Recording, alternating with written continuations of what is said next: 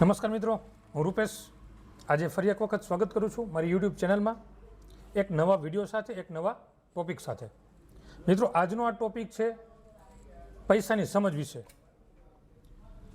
પૈસા વધારે કમાવા એ મુશ્કેલ નથી, પરંતુ પૈસાને કઈ જગ્યાએ વાપરવા, કઈ જગ્યાએ ખર્ચ કરવો એ બહુ જ મુશ્કેલ છે.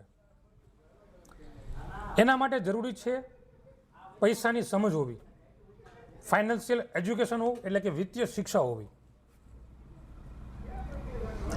આ સમજીએ એ પહેલાં આપણે એક નાનકડી સ્ટોરીથી શરૂઆત કરીએ. મિત્રો, આ વાત છે અમેરિકાની 1923ની. 1923માં અમેરિકાનું સિટી શિકાગો. ત્યાં અમેરિકાની મોટી મોટી હસ્તીઓ, એટલે કે મોટા મોટી ગેસ કંપનીના માલિક, સ્ટીલ કંપનીના માલિક, ન્યુયોર્ક એક્સચેન્જના મુખિયા, કોટન મિલ કંપનીના માલિક, આવી મોટી મોટી હસ્તીઓ ત્યાં ભેગી થઈ. લગભગ 100-125 લોકો ત્યાં ભેગા થયા.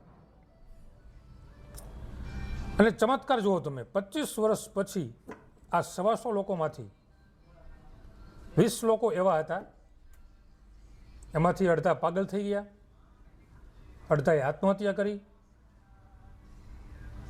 અને 7 થી 8 લોકો એવા છે કે જે હજી જેલમાં છે.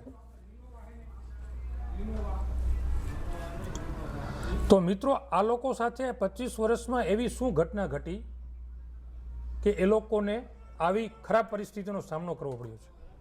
શું એના નસીબ ખરાબ હતા? શું એનો સમય ખરાબ હતો? ના. તો શું ખરાબ હતું? શું તકલીફ હતી?